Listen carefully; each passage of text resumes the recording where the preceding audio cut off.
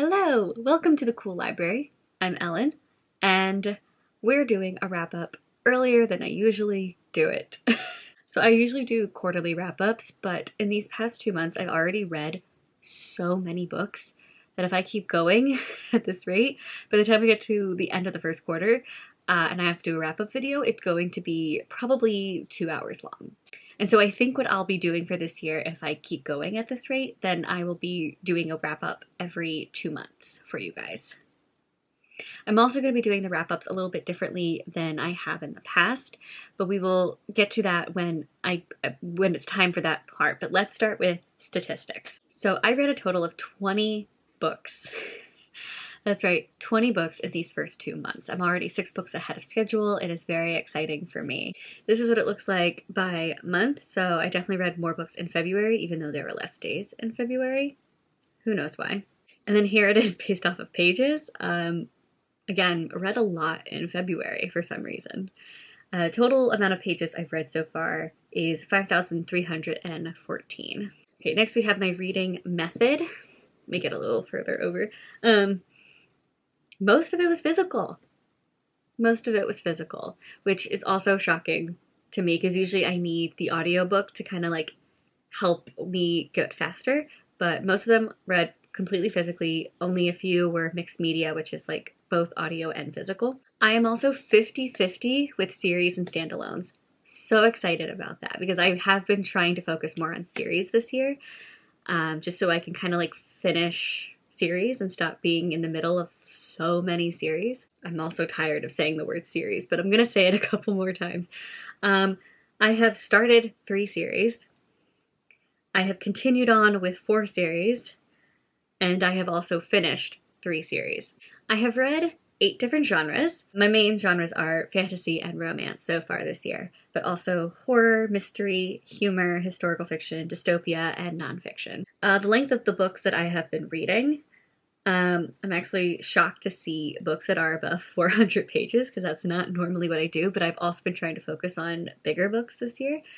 But still, most of them are within 100 to 150 pages. I love me some novellas.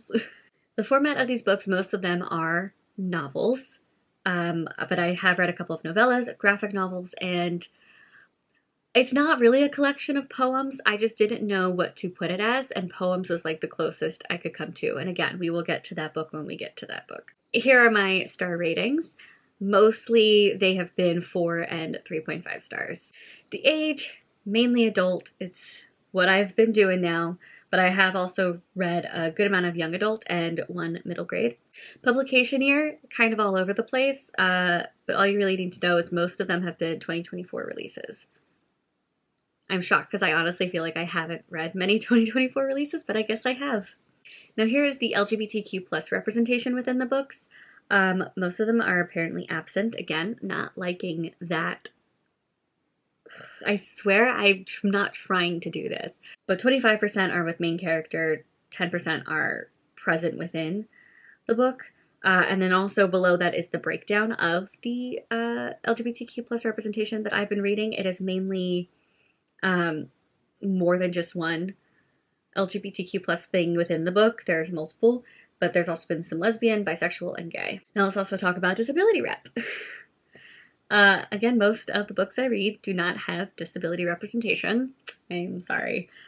And then below that is the breakdown of the types of disability representation that I've been reading. Now let's talk about author. Is the author POC?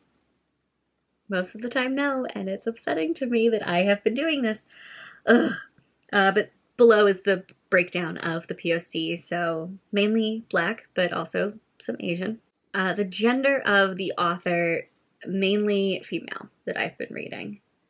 And then I have some man, and then also 2 books that the author is not specified. I don't know anything about the author. Nationality, mostly American, but also we have Italian, Korean, an unknown. We just got some stuff there. And then lastly, is it a new or a returning author to me? And this has been 50-50. Okay, so what we're going to be doing this year with talking about these books is we're going to be doing it as a tier ranking. So you'll see little old me in the corner here, and here's the ranking style of the books above me somewhere. Still not quite sure how editing Ellen is going to handle this, so sorry about that. But here are the rankings that I've got. We go from 5 star to 2.5 star because I didn't rate anything below a 2.5 star so far this year. And you can also kind of see the books that I read this year so far. Yay! So let's start talking about them. Obviously, our first one that we see here is Bride by Ali Hazelwood. Something else you're going to see, I read a lot of Ali Hazelwood books. There's a lot of Ali Hazelwood here. But Bride, for me, was a 3-star book. My least favorite Ali Hazelwood so far. She has delved into the adult fantasy romance genre, if you will, and it wasn't for me. Okay, yeah, so Bride, here it is. 3-star, not my favorite. Ali Hazelwood has decided to delve into the like paranormal adult romance, and I don't think was for me. I think this was the book that I started realizing I don't think monster romances are for me. Like any romance that does not involve a human, I don't get into it. For some reason, the sex scenes with like monsters turn me off. I don't find them sexy at all. They actually make me cringe really bad. The other thing too is like I could not see the chemistry between our two main characters, Misery and Lo. Yeah, sorry, I couldn't see the chemistry between these two, which then also kind of made this book a little bland for me, and also I think ruined the sex scenes for me.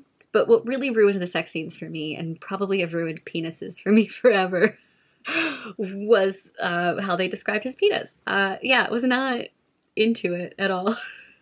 It also irked me how dumb Misery was. Well, she was less dumb than most female protagonists in romance books, but there were some things that were just like, he literally has said something and you're still thinking the opposite of what he said is true. And it was like, he flat out said it. She did eventually get it faster than most female leads get it, and she wasn't as dumb, but she did irk me in those moments very much. I actually did like the politics of this world and the mystery aspect that was like delved into here and there within the book, so that kept me engaged, but overall it's a 3-star for me. We next have another Ali Hazelwood. This is Ali Hazelwood's debut YA book, Check and Mate, and it's a 3.5. I did enjoy this book, I did, but I had a few issues with it, mainly that our main girl, or what is her, I can never remember people's names, Mallory.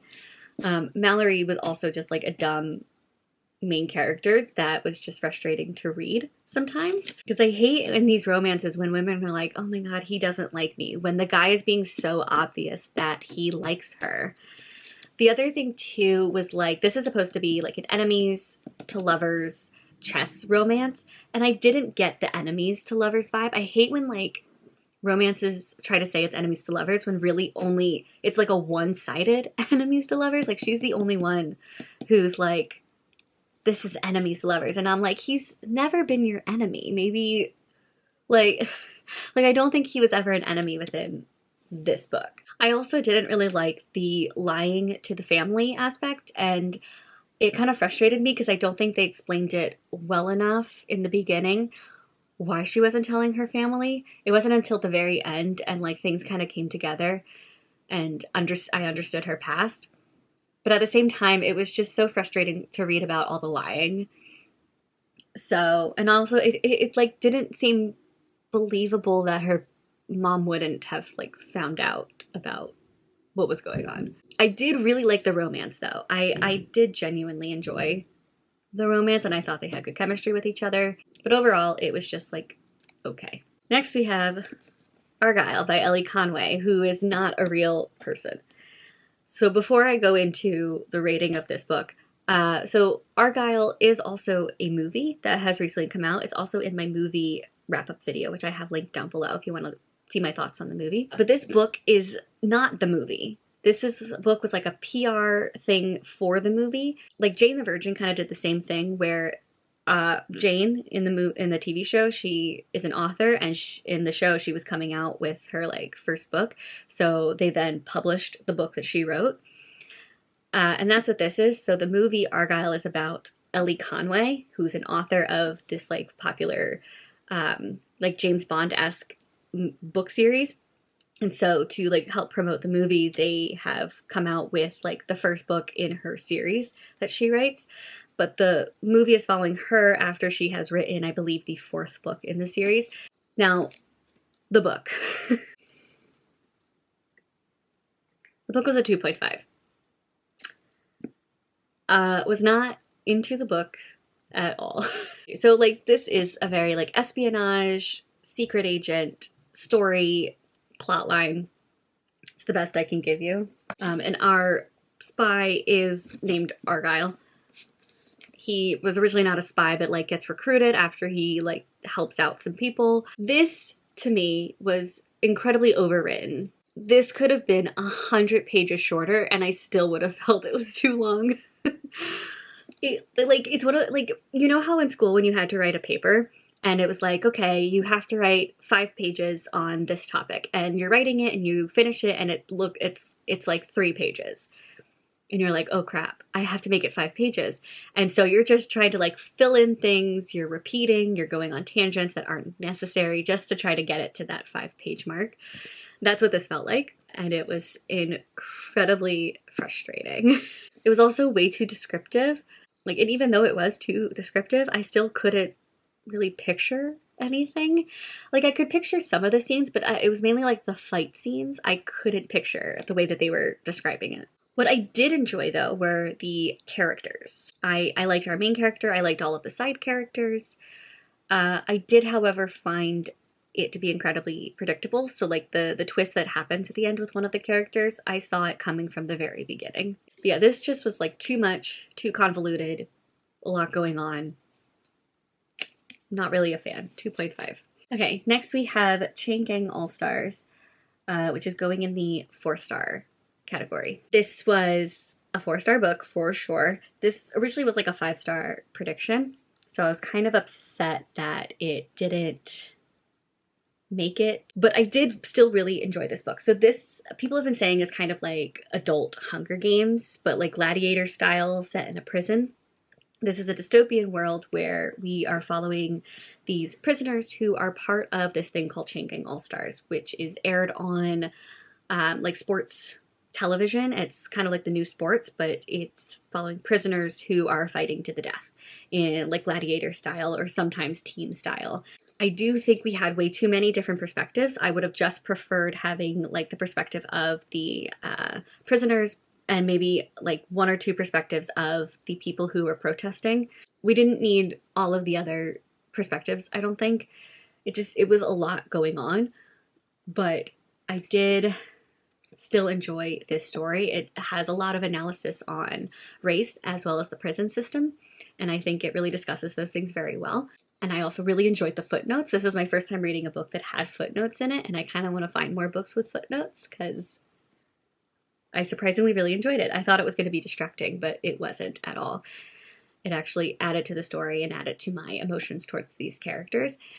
I can't remember anything else that I wanted to say about this book, even though I know there is something else, but I've lost it. But it's still, I think, worth the read for sure. Okay, next we have, we're going to talk about the 3 novellas in the STEMnist novella series by Ali Hazelwood. Okay, so the first one is Under One Roof, which I gave 4 stars.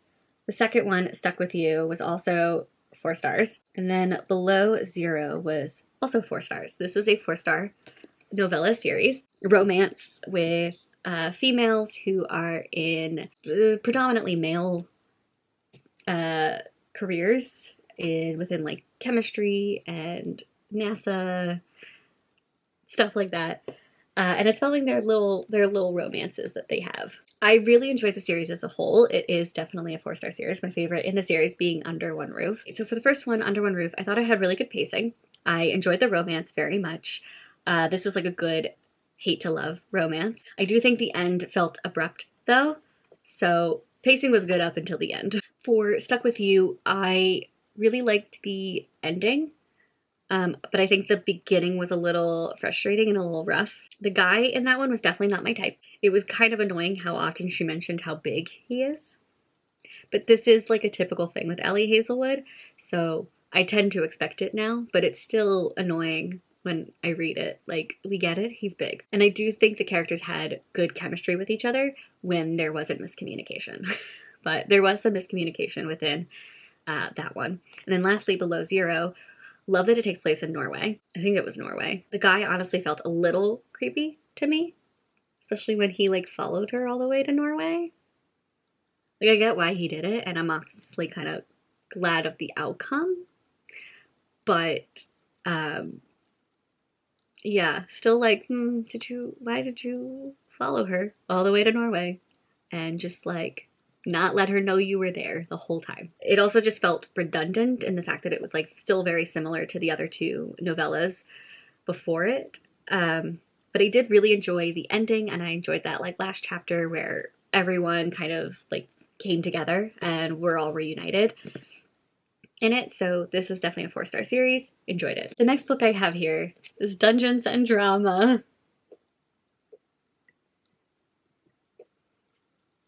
This was a 5-star book. I'm so happy to have found a 5-star book within this year, but why did it have to be this one? Why did it have to be this young adult PG romance book? Like, was not expecting this to be 5 stars, and yet absolutely fell in love with both of our main characters. Okay, I'm getting ahead of myself. So this is about these two teens. We have Riley and we have, what's his name? Nathan. Yes. So we have Riley and we have Nathan. Riley is a musical theater loving gal, but then she gets in trouble with her parents. She gets like grounded, and her punishment is to work at her dad's game store, which Nathan works at. Nathan also goes to high school with her, but they're very like opposite of each other. He's like a nerdy gamer.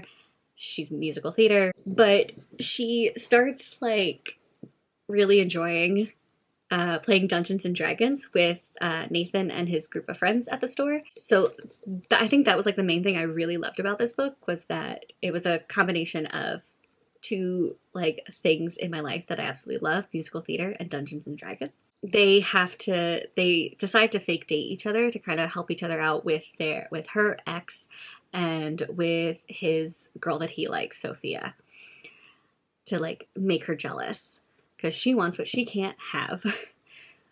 There's also like a subplot of the musical is not going well. Like the musical is like threatened to be canceled, and she does not want that to happen, which is also a fun plot. But this book, I don't know why this romance had me swooning with every single chapter and squealing. Like, I was outwardly squealing and like shaking with excitement. Like, I had so much excitement energy coming out of me that I had to like release it in ways. And there were times where I was also like punching my pillow because I was so excited or so mad. I also cried reading this book. It got me.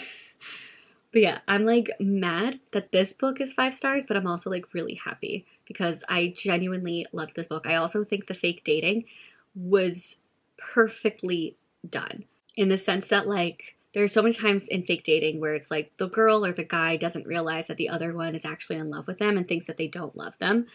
But like, it's to us as the reader, it's so obvious that they do. But in this, I actually genuinely could believe why she was so conflicted if he liked her or not, and like didn't know if it was real, if it wasn't. And then it's also a really good enemies to friends to lovers romance. So please read this book and enjoy it as much as I did. But if you don't enjoy it, please don't tell me. Okay, next we have Mislaid in Parts Half Known by Seanan McGuire, which is going into 3.5. This is the 9th book in the Wayward Children series. This was okay. I don't think this is my least favorite in the series, but it's definitely at the bottom, for sure. So this is a fantasy series about these children who find doors to other worlds, but we go back and forth between like an adventure story within one of these worlds and then a story where we're at oh my goodness, Eleanor West's school for wayward children. So when children leave that world and come back into like reality in the real world and they feel kind of lost and they kind of want to find their door again, then they go to this school to kind of help them cope. And it's basically like therapy. But pretty much these children just want to find, not all of them, but some of them want to find their old doors. And in this one, I feel like I can't even explain because like we're so far into the series now. But we've got Antsy. She's finally at the school for wayward children. And she has made friends with some of the other characters we have gotten to like know and love. And Antsy is able to find doors. So she is now finding doors and they're going through a collection of doors and adventures. And I did enjoy like coming back to the series and going on this journey with these characters that I love. And I do think the pacing in the beginning was a bit too slow, and I think we stayed there a little longer than I really wanted to. I kind of wanted more of the book to be about the journey through these doors and through these worlds. The stakes also felt kind of low in this book, so I wasn't as invested within this story as I usually am within this series. I do really like where the characters have ended up, like how we ended things. Some characters decided to stay in certain worlds, some decided to go back to the school, and I really liked how things turned out. I do have a prediction. The next book will be Emily's story. That is my prediction, but we'll see if I'm right or not. But yeah, so 3.5. Okay, next we have The Heaven and Earth Grocery Store by James McBride, which I'm sorry is a 2.5. I honestly don't understand why this has such a high rating. So here's the thing. This book I read, I would have never picked this up, but we read this in my book club. And we wanted to pick a book that had like won a lot of awards or was just like, you know, a best book of 2023. And this had won best book of 2023 for both Amazon and Barnes & Noble. And it was nominated for best book of 2023 on Goodreads. And I think it was also like one of the best books of 2023 on the New York Times. So it was like a big deal. So we're like, let's do it. I really did not enjoy this book at all. I don't understand what people see in this book. But at the same time, in the book club, I was the only one who didn't like it. Everyone else within the club all gave it like 4.5. Someone even gave it 5 stars. And oh my God. Okay, so this is a historical fiction. It takes place in Pottstown, Pennsylvania, which to me is exciting because I grew up near Pottstown, Pennsylvania. It's within Montgomery County, which is the county I grew up in. So I was very excited to like see that and go back to some places that are familiar to me. But this, historical fiction, what is it? Not really the 1970s. It mainly takes place in the 1930s, but we start off in the 1970s where we see a man in Pottstown. Cops have come to his door and they're like, we have uncovered a dead body that was clearly murder and you are a suspect within the murder. And then we go into the 1930s, which is when this person was killed, and we go through the story of all these people within this town and like the secrets they are keeping from each other and keeping from other people and kind of like finding out how this man died. I think that plot was lost throughout this book. Like, it was like we started off with this mystery that was like, oh, who is this man? How did this man die? How is this man like a suspect in this murder? And the payoff was so disappointing. I literally was pissed off at the end of this book. I was so mad, especially when I feel like the author just forgot that that was the plot of the story. Just completely forgot that that was the plot of the story until like towards the end is like, oh, that's right, we need to find out who this man is, how he died and who did it and like all that stuff. And then finally explaining how it happened and like who it was, I was so disappointed. I also think we got way too many characters with too much backstory. It just was honestly frustrating. Like, here's the thing. I do think that James McBride has really great writing style and is like good at storytelling, but I don't think this was the book that did that. Like, I can see how he has, like, the potential. I don't want to say the potential, but, like, he has the potential to be, like, a really great storyteller with other books. I know he does have other books, and he probably is good storyteller with those, because I can see how his writing is really good, but it also wasn't. Like, I think this definitely needed an editor, and I don't think there was an editor, because it was just so all over the place, and there were so many different storylines going on that had nothing to do with our main storyline of this mystery. The only storyline I ended up caring about was Dodo's storyline. That was it. I only wanted to see what was going to happen to Dodo, and I feel like we barely got that at the end too. I feel like we didn't even really get a wrap-up of his story. We kind of did, but it wasn't satisfying to me. Sorry, it was not. The other thing I think I did really like about this is that there was actually a lot of research done for this book. After reading it and talking with my book club, we looked up like the history of Pottstown, and there was so much like real life stuff that really went into this book. Like even the water issues that they were having with all like the pipes and stuff was true. Like that all was true back in the 1930s. Liked very few aspects of this book, but really don't ever want to read that book again, and I don't understand the high rating. Sorry, I don't. Okay, next we have That Time I Got Drunk and Saved a Demon by Kimberly Lemming. Hold on, did I put that in the right place? No, I did not. Hold on. It goes there. It's at the bottom of the 3.5s. But this is the first book in the Mead Mishaps series, which is a fantasy romance series. And this one, we have Cinnamon, who is a spice trader. She lives a quiet life and then it's turned upside down when she ends up on a quest with a fiery demon. She gets drunk, saves the demon's life, and now has to like go on this quest with him, which was honestly fun. I enjoyed the plot. I enjoyed the quest.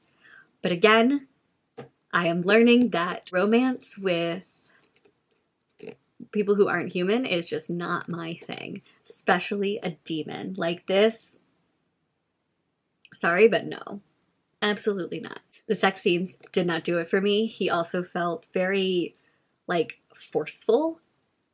Like, it was, his personality was also turning me off. It was very hot-headed and forceful, which I get because he is a demon. But it's not for me. If it's for you, that's great, and I love that for you, but it is not for me. I do want to read the second book in the series, because I love the title of that one, and we also met two of those characters within this book, and I really liked those side characters. I really loved Cinnamon as our main character. She was so strong and smart and sassy, and I loved her so much. She was perfect. Next, I want to talk about this series, the Remnant Chronicles series. So where do I have, okay, so The Heart of Deception, or sorry, The Heart of Betrayal is a 4.5 star for me. So The Kiss of Deception, oh my god, I put in the 4-star. Kiss of Deception is the first book in the Remnant Chronicles series by Mary E. Pearson. This is a young adult fantasy romance series, heavier on the fantasy than the romance, but there is romance that is very good. Love it so much. So we have our princess here, Princess Leah. She's having this arranged marriage with this prince from another kingdom who she has never met, does not know him, and very much does not want to marry this guy. So she runs away with her like maid, or like helper, or like whatever, her right hand lady's maid. And they are like now undercover in like a nearby town trying to lay low. And she runs into these two boys.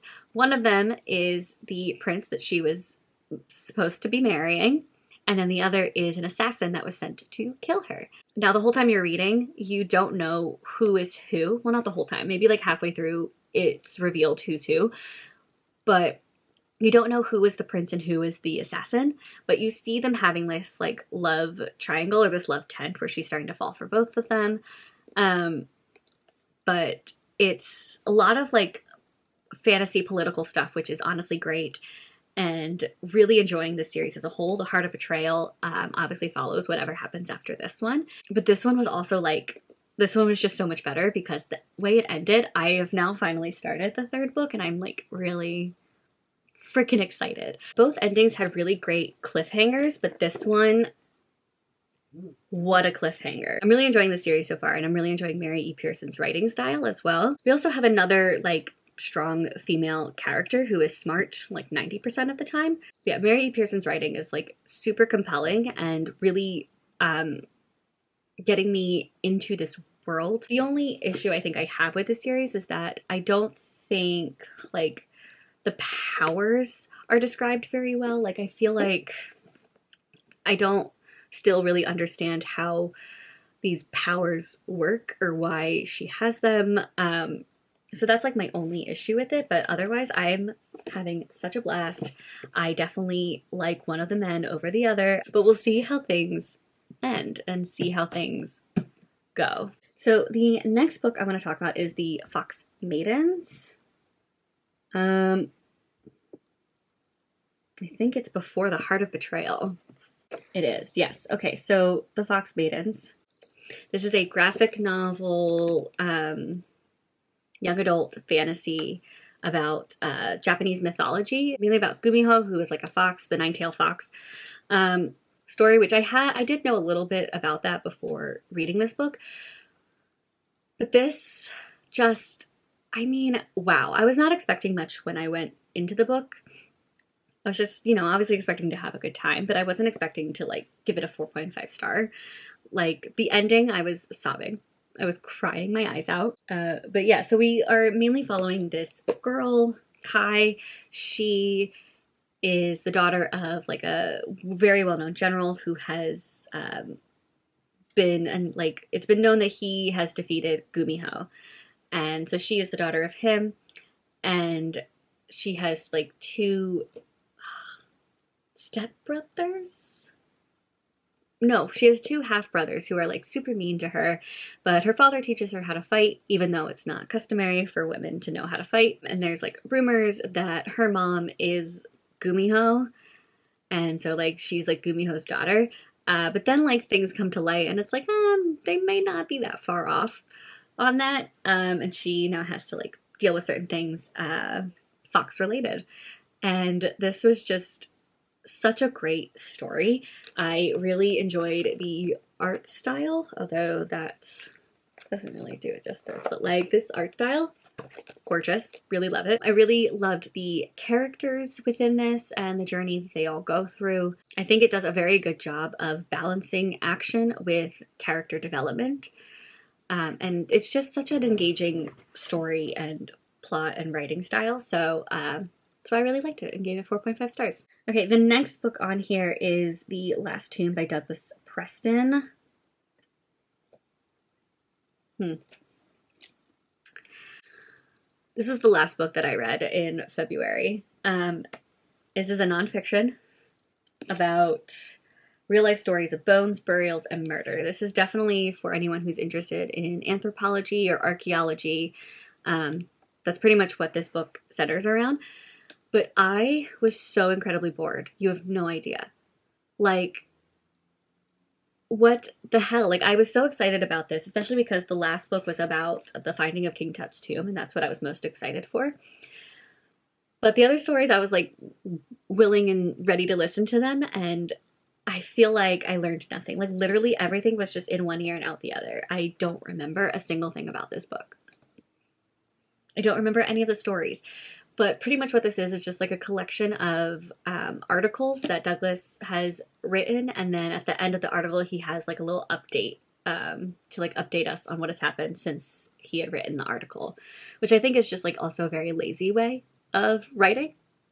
Cash grab, if you will, for a book. I do think like he obviously did research, a good amount of research for this book, and definitely has some credibility within this field.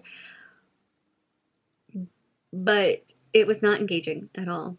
It was not exciting, fun. This did give me a new insult to give people. Like, literally the only time I got interested in this book was when I read this part. But, may donkeys fuck him. May donkeys fuck his wife. May his wife fuck his son. And I was like, I'm sorry, what did I just read? What did I just hear? Other than that, I was just bored. It was just a boring book. Okay, next we have Wave Rider. It is a 3.5. Wave Rider is the 9th and final book in the Amulet series by Kazu Kibuishi. I have been really enjoying this series. I read it at like the very end of last year and loved it, and this is my least favorite.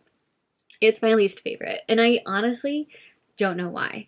But this is a fantasy graphic novel series. Again, amazing artwork. Really enjoyed the artwork.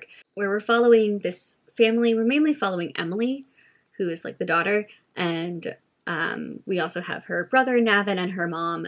They kind of inherit this house, and then they find a door to a whole different world, and there's like things going wrong politically within this world, and there's like magic and stuff, and it's a very fun time. I highly recommend reading the series. I know a lot of people have actually really enjoyed the ending, but I have not, which is upsetting. I just think there was too much going on, and there were like too many things that needed to be wrapped up. I do think things were wrapped up nicely, and it was a nice end and conclusion to the series, but I just think there was too much going on. And things got a little outlandish at times. And there were like some aspects of the story I don't think we focused on as much as we should have. Like this definitely I think should have been broken into like 2 more. Like we should have gotten like a 10th. Because I think the pacing was just really fast. And that's the only thing I can really think of that might be why I didn't like it as much. But it was a nice ending. Okay, next we have Little Girls, which is a 2.5 from me. So this is another graphic novel that does have, as well, very nice artwork. And this is about these 2 girls in Ethiopia. They don't really fit in. They're both like outcasts. They find each other and find themselves in like a political war between the hyenas and the lions. Semi-interesting and weird of a plot, but sure, go for it. But like this story just didn't grip me at all, and I don't think it really understood what it was trying to do. And like the dialogue didn't really feel realistic between like 2 teenage girls. You can definitely tell a man is the one who wrote this. I also just have a lot of questions, like a lot of why questions, like why did the hyenas come back? Why do the hyenas and lions have beef with each other? Why are these 2 teens getting involved in it? Like, yeah, just don't understand the conflict. There was like, I don't understand the reasoning behind the conflict within this story. It also says it's a horror. I don't think this was horror at all. This did not feel, like this was never scary. So I think this definitely missed the mark. There were aspects about it that I didn't hate the book. Like I don't think there's anything about this I really hated, but I also just didn't enjoy it. Okay, and then the last 2 books I have to talk about are also graphic novels. So let's see. So we have Lock and Key, The Golden Age, which is a 4.5. I loved it. And then we also have Lock and Key, Heaven and Earth. Where did I put that? Ah, okay. Which is going in 3.5. So let's talk about these. So this is a 3.5. It's very short. This is a collection of prequels within this Lock and Key universe. I read the Lock and Key graphic novel series, I think 2 years ago, and I really enjoyed it. So when I found out there were prequels, I got really excited and just had to read them. I don't think this one was great as a collection. It also just didn't feel necessary. Like these stories didn't feel necessary to the world. Like I could have gone without these. Well, except for one. There was the one about the moon. That one made me cry. I really, really loved that story. The other ones, especially in the can, was just confusing and really not needed. So let's talk more about Lock and Key, The Golden Age. This was an incredible collection of prequels for the Lock and Key universe. This one mainly follows one particular family in, I believe, the early 1900s, because they do mention Titanic and World War II. And I loved with this that we got, like, definitely callbacks to keys that we know, and we got storylines behind new keys that we haven't heard about before, and so that was fun. We also had the moon story within this, so I got the moon story twice. But this one, there were also like 2 other stories within this that made me cry and made me sob. There was one where I literally had to like stop reading and put it down and just grieve. and like deal with what I just read. The last prequel was a crossover with the Sandman series. Now, I haven't read the Sandman series. I don't really know much about the Sandman series, but I know like some things about it, so that was interesting. I feel like there were a lot more Easter eggs than I definitely caught. But I thought they did actually a really great job with the crossover and working with Neil Gaiman in creating this crossover and to like tie it in within the story and make it work. So I think this set of prequels was definitely worth it. Now I know what you're thinking, Ellen, that is 19 books, not 20. There is a book that I did not rate, so I don't have it on here, but that is Exceptionally Bad Dad Jokes. A friend got this for me for my birthday because I absolutely love dad jokes. It's my sense of humor. So literally read this book from front to back, read all of these jokes, so that's why I'm counting it. This is just a collection of dad jokes that I don't think are bad, but some people do. Thank you so much for watching this video and for making it all the way to the end here. I do also talk about the movies and the TV shows that I watched within the first 2 months of this year. I have that link down below so you can check it out. And yeah, I will see you guys later with more videos. Bye!